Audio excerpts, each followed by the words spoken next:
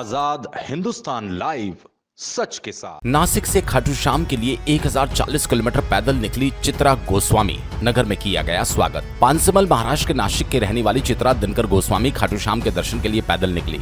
उनके साथ पति दिनकर गणपत गोसावी कार लेकर साथ चल रहे हैं। चित्रा गोस्वामी एवं दिनकर गोस्वामी ने बताया कि हम हिंदू धर्म के प्रचार प्रसार और युवाओं को व्यसन से दूर रहने का संदेश और भारत हिंदू राष्ट्र पर इस उद्देश्य से यात्रा कर रहे हैं। हमारी खाटू श्याम बाबा की पदयात्रा नासिक से 1 दिसंबर को प्रारंभ हुई थी। चित्रा गोस्वामी ने पहले भी 6 बार नर्मदा की परिक्रमा की। वहीं पति दिनकर गोस्वामी भी 1 बार नर्मदा परिक्रमा कर चुके हैं। दिनकर गोस्वामी ने बताया कि मेरी पत्नी ने महाराष्ट्र की 3.5 शक्तिपीठ की भी पदयात्रा 75 दिन में पूरी की। इस बार बाबा श्याम के दर्शन के लिए निकले हैं। इस दौरान उन्होंने अपनी पदयात्रा के अनुभव भी साझा किए। उनका नगर प्रवेश पर सुश्री सलोनी राणा, ताराबाई वाडीले, सरूबाई मोरे, दिनेश वाडीले, बाबूलाल अग्रवाल, गिरीश पाटिल आदि ने शॉल श्रीफल देकर पुष्पमाला पहनाकर स्वागत किया। पानसेमल से संदीप पाटिल की रिपोर्ट। नमस्ते, नर्मदे हर, जय श्री श्याम।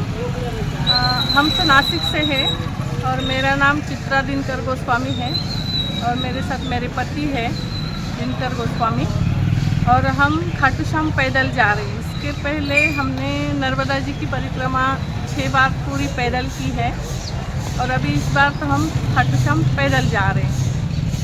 यात्रा का क्या उद्देश्य है और क्या संदेश है? यात्रा का उद्देश्य तो ये है, हम के गोस्वामी हैं, हमारे पास झोली है, तो हमारी झोली जो समाज की है वो आगे बढ़ा रहे हैं हम, कि जो हम भीख मांगने में हम कोई शर्माते नहीं। इसका यही नतीजा हम दिखा रहे हैं दुनिया को। और जो सनातन धर्म का जो भी कुछ पालन कर रहे हैं तो उस पूरे इलाके में, देश में हमारा प्रचार होना चाहिए पूरे देश में सनातन धर्म का, और इस बहाने हम चल रहे हैं। हिंदू राष्ट्र वर्तमान के समय में जो दौर है और देश के लिए क्या संदेश? हिंदू राष्ट्र हम देश हमारा हो, यही हम चाहते हैं। मेरा नाम दिनकर गणपत गोस्वामी है। हम 1 तारीख से नासिक से निकले हैं खाटू श्याम पदयात्रा के लिए, और हम रास्ते से जब जा रहे हैं तो हमें ऐसा लगता था कि कोई हमारी मदद नहीं करेगा, तो हमने पूरा सामान गाड़ी में रख दिया है खाना पीने का। लेकिन आज 11-12 दिन हो गए। 12 दिन में कभी हमें को कुछ खाना या कुछ निकालने की कोई ज़रूरत नहीं पड़ी। सब जगह, हर जगह हमारा ऐसा स्वागत हो रहा है। सब पूजा अर्चा कर रहे हैं। हम एक लिंक है, उस लिंक में सबके ये डाल दिए है। और समाज के लिए तो मैसेज तो ये देंगे कि आज की जो पीढ़ी है, जवान पीढ़ी है, वो बहुत यहाँ वहाँ, उनको नौकरी नहीं, कुछ नहीं, तो वहाँ घूम रहे हैं। तो और जो व्यसनाधीन हो गए, जो गुटखा खा रहे, जो शराब पी रहे, तो उनके लिए तो हम ये देंगे कि सनातन मार्ग में आप चल पड़े और अपना व्यसन जो कम करें। हम ये जवान पीढ़ी के लिए तो ये दे सकते हैं और चल रहे। प्रतिदिन आप कितने किलोमीटर की यात्रा करते हैं? हम प्रतिदिन कम से कम 25 किलोमीटर तो चलते हैं। और विश्राम कहाँ पर करते हैं? हम तो अभी मैं मराठा विद्या प्रसारक समाज करके कॉलेज में लाइब्रेरी अटेंडेंट करके सर्विस में था, लेकिन 2022 में मैं रिटायरमेंट हो गया और रिटायरमेंट से फिर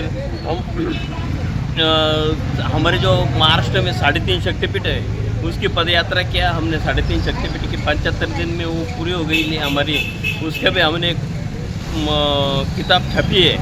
वैसे तो अभी यही हम सोच रहे हैं कि इसके बारे में भी एक किताब हम ऐसे छापेंगे कि जेनेकरून जो भी कोई पैदल पदयात्रा करेंगे तो उनको वो किताब में सबके नंबर, जिसने जहाँ जहाँ रुके उनका नंबर डाल के उनको आगे तकलीफ नहीं होनी चाहिए, ऐसे हम सोच रही है।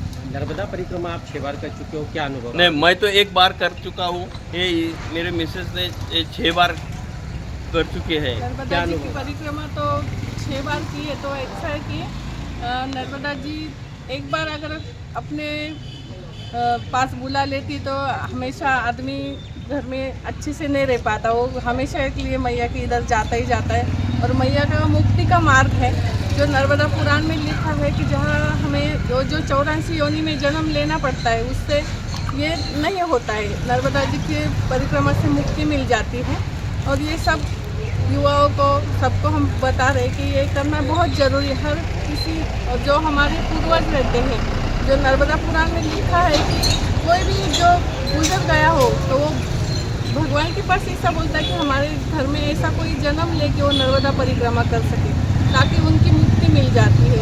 ऐसा हमने पढ़ा है। तो नर्मदा जी ने हमें हमेशा बुलाते हैं और हम बहुत प्यार से माँ के पास चले जाते हैं। माँ के पास जाने के लिए कोई वक्त या कोई रात दिन का कोई सहारे की ज़रूरत नहीं रहती है, और जब भी बुलाती है हमें, हम चले आते हैं।